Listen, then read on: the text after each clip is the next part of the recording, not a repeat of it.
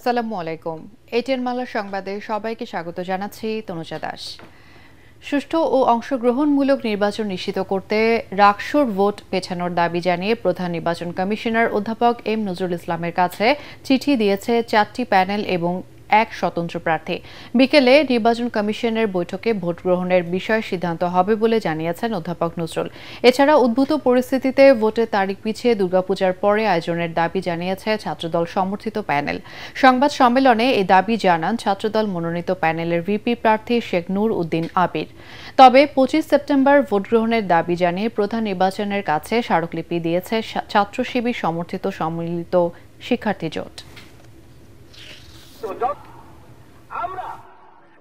প্রশাসন যেহেতু 24 থেকে বন্ধ দিয়েছে, এই বিষয়টা হচ্ছে অনেক স্টুডেন্ট চলে যাচ্ছে, যেটার জন্য আমরা যারা স্বতন্ত্র প্রার্থী আছি তাদের ক্ষেত্রে একটা নেগেটিভ সাইড প্রকাশ পাচ্ছে। ভোটারদের উপস্থিতির কথা বিবেচনা করেন, সেই ক্ষেত্রে আপনারা বোঝার চেষ্টা করেন এবং নির্বাচনটা আমি চাই দুর্গাপূজার পরেই হোক। ক্যাম্পাসের অস্থিতিশীল পরিবেশ, কমপ্লিট শাটডাউন, পূজার ছুটি সব বিবেচনা করে রাকসু নির্বাচন কমিশনারকে পরবর্তী পদক্ষেপ অতি দ্রুত নিতে হবে এবং বিশ্ববিদ্যালয়ের পরিবেশ স্থিতিশীল করে রাকসু নির্বাচন হতে দিতে হবে। কমপ্লিট শাটডাউন হোক বা যাই হোক, প্রশাসন নির্বাচন কমিশন বলেছে যে আমরা সঠিক সময় নির্বাচন করব।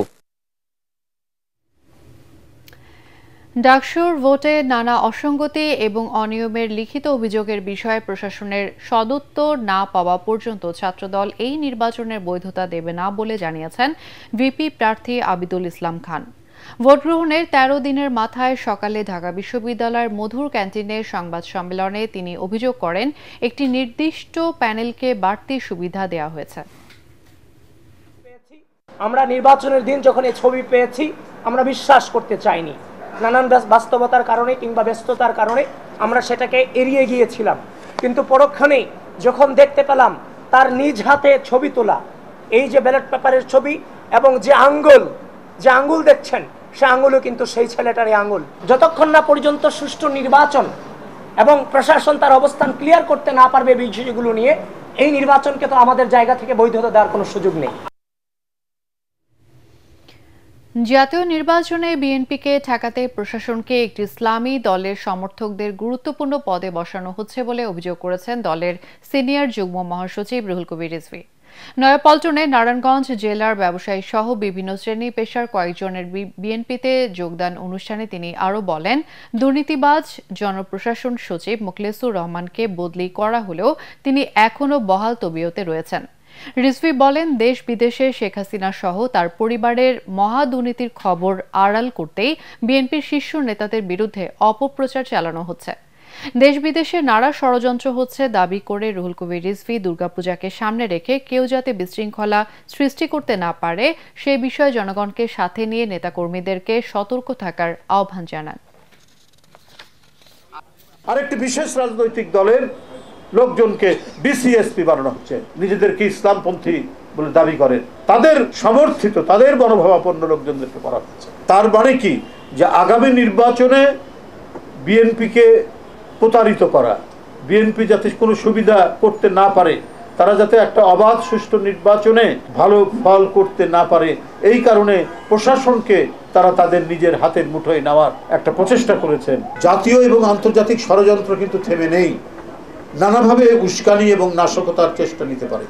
আপনারা প্রত্যেকটি পূজা মণ্ডপে আপনার অবস্থান করবেন এবং হিন্দু সম্প্রদায়ের মানুষ যারা পূজা মণ্ডপ কমিটিতে রয়েছে তাদের সাথে যোগাযোগ রাখবেন।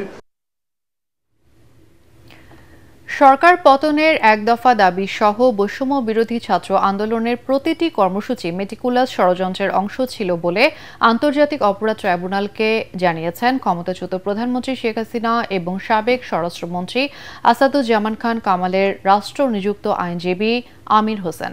তবে অভিযোগের জবাবে রাষ্ট্রপক্ষের প্রত্যক্ষদর্শী ও ভুক্তভোগী সাক্ষী এবং বাংলাদেশের আহ্বায়ক আলী আহসান জুনায়েদ বলেন, মেটিকুলাস ডিজাইন নয়, জুলাই গণঅভ্যুত্থান ছিল ন্যায্য ও অধিকার আদায়ের আন্দোলন।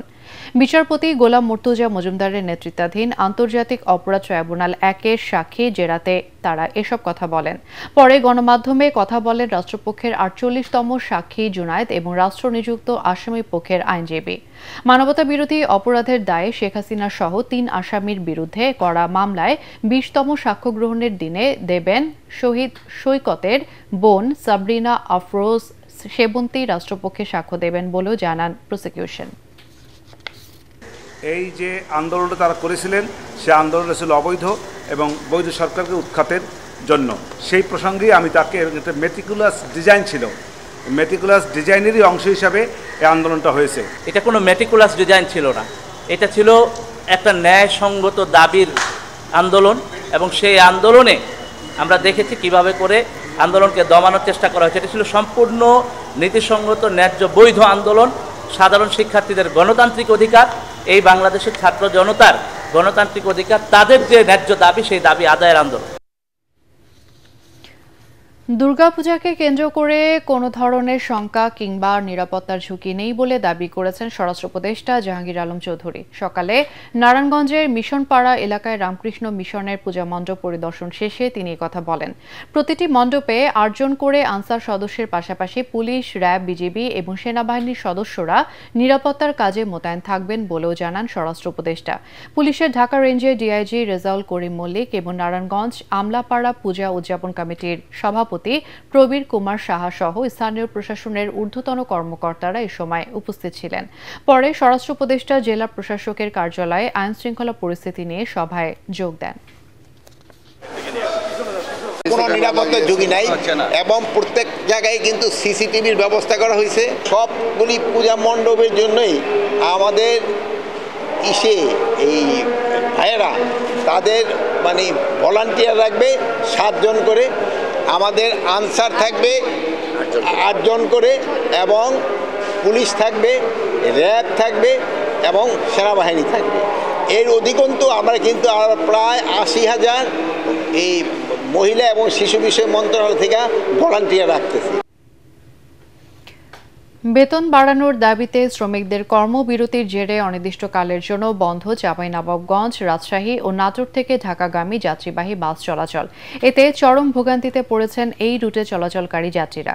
সকালে নাটোরের হরিশপুর বাস টার্মিনালে দেখা যায় বাস চালক, সুপারভাইজার এবং হেলপারদের কর্মবিরতির কারণে বন্ধ রয়েছে দূরপাল্লার বাস চলাচল। তবে জেলার অভ্যন্তরীণ রুটে বাস চলছে। শ্রমিকরা জানান দীর্ঘদিন ধরে অল্প বেতনে চাকরি করছেন তারা। বর্তমান দ্রব্যমূল্যের বাজারে এতে সংসার আর চলছে না, ফলে বাধ্য হয়ে কর্মবিরতি পালন করছেন তারা। এ সময় দাবি পূরণ না হওয়া পর্যন্ত কর্মবিরতি চালিয়ে যাবার ঘোষণা দেন বাস শ্রমিকরা। পরিবহন সেক্টর আমাদের বেতন ভাতা না বাড়ানোর কারণে আমরা এই সংগ্রাম চালিয়ে যাচ্ছি এবং আগামী দিন আমাদের এই বেতন ভাতা যদি না বাড়ান তাহলে আমাদের রোডে ঘাটে গাড়ি ঘোড়া চলবে না। মাত্র আসলাম, এসে দেখি গাড়ি সব বন্ধ। আমার তো ঢাকাতে এখন বিশিফট অফিসও করতে পারতেছি না, যাইতে পারতেছি না গাড়ির সমস্যার কারণে। অর্থের অভাবে দেশের অনেক উন্নয়ন বাধাগ্রস্ত হচ্ছে বলে জানিয়েছেন অর্থ উপদেষ্টা ডক্টর সালেউদ্দিন আহমেদ। বিনিয়োগের জন্য ব্যাংক নির্ভরতা কমিয়ে শক্তিশালী বন্ড মার্কেট গড়ে তোলার উপর জোর দিয়েছেন তিনি। রাজধানীর নিকুঞ্জের ডিএসসি ভবনে বন্ড মার্কেট নিয়ে আয়োজিত সেমিনারে উপদেষ্টা এসব কথা বলেন। এ সময় বিনিয়োগের সুযোগ তৈরির জন্য বেসরকারি বন্ডের বাজার গড়ে তোলার উপর জোর দেন governor doctor Ahsan H Mansur. আরও জানাচ্ছেন শারফুল আলম। দেশের আর্থিক খাত পুরোটাই ব্যাংক নির্ভর। আর্থিক বাজারে অর্থায়নের উৎস হিসাবে বৈচিত্র্যের অভাব রয়েছে কয়েক দশক ধরেই। সেখানে বন্ড ও সুকুক আনতে পারে এর বৈচিত্র্য, কিন্তু এ নিয়ে বাজারে গ্রাহকদের মধ্যে রয়েছে সচেতনতার অভাব। এ পর্যন্ত মাত্র 6টি সুকুক বাজারে এসেছে, রয়েছে কর সুবিধার অভাবও। দীর্ঘমেয়াদে বিনিয়োগের জন্য অর্থায়নের উৎস হিসাবে বন্ড মার্কেটের উন্নয়ন দরকার বলে মনে করছেন নীতি নির্ধারকরা। কিভাবে বন্ডের সরবরাহগুলো আমরা বাড়াতে পারি সেই আলোচনাটাও সেখানে আছে এবং রিকমেন্ডেশনগুলো থাকবে। বাংলাদেশের যে বন্ড মার্কেট, যেটা সবচেয়ে ছোট মার্কেট আমাদের, সেটা বিশ্বে যেটা সবচেয়ে বড় মার্কেট হিসেবে পরিগণিত, আমরা সেই বড় মার্কেটের দিকে বন্ড মার্কেটকে নিয়ে যেতে পারবো আগামী দিনগুলোতে। অনুষ্ঠানে অর্থ উপদেষ্টা জানান সুকুক বন্ড বেসরকারি হওয়া উচিত, তাহলে নতুন বিনিয়োগ আসবে, হবে আর্থসামাজিক উন্নয়ন।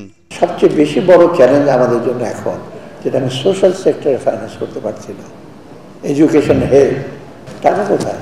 ইনস্ট্রুমেন্ট সুকুক অ্যান্ড আদার স্পেশাল, এটা না গেলে কিন্তু আমরা ওই যে প্রাইভেট সেক্টরে যারা এখন আছে, আমি দেখছি অনেকে ডিমান্ড করছে ব্যাংক থেকে টাকা দেন, আরও ক্যাশ ইনসেন্টিভ দেন, আরও ট্যাক্স কমিয়ে দেন। যে সবাই বলে যে ট্যাক্স কমিয়ে দেন, ট্যাক্স কমিয়ে দেন, ট্যাক্সই দিতে চায় না। So you have to pay tax, at the same time the alternative sources, অন্য সোর্স থাকবে ফান্ডে। অর্থ উপদেষ্টা আরও বলেন, পুঁজিবাজার থেকে সবসময় মুনাফা হবে এমনটা ভাবা ভুল, তাই এটিকে নিয়মিত আয়ের উৎস বানিয়ে ফেললে তা ভুল হতে পারে।